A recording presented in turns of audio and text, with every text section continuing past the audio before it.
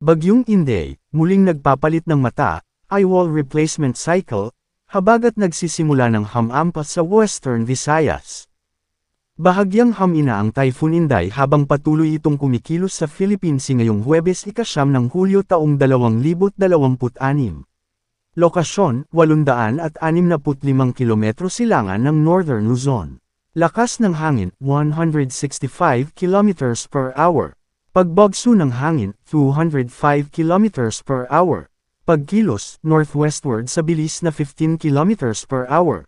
Tropical Cyclone Wind Signal Number 2. 62 hanggang 88 km per hour na hangin ang inaasahan. Batanes, Tropical Cyclone Wind Signal Number 1. 39 hanggang 61 km per hour na hangin ang inaasahan. Cagayan kabilang ang Babuyan Island, Isabela. Hilagang silangang bahagi ng Quirino, Madela. Apayao, hilagang bahagi ng Abra, Tineg, Lagayan, Danglas, San Juan, Lagangilang, Likuan Baay, Malibcong, Lacob, Daguman, Dolores, La Paz. Kalinga, silangang bahagi ng Mountain Province, Natunin, Paracelis. Silangang bahagi ng Ifugao, Aguinaldo, Alfonso Lista. Ilocos Norte.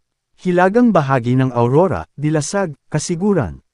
Hilaga at gitnang bahagi ng Catanduanes, Pandan, Caramoran, Bagamanok, Panganiban, Viga, Gigmoto, Baras, San Miguel. Ano ang inaasahan? Patuloy nakikilos ang Bagyong Inday sa direksyong northwest habang nasa Philippine Sea at pinakamalapit sa extreme northern Luzon sa Biyernes ng gabi hanggang Sabado ng umaga. Mananatili itong isang typhoon habang nasa loob ng Philippine Area of Responsibility, PAR, bago lumabas ng bansa sa Sabado at tumungo sa Taiwan at silangang bahagi ng mainland China.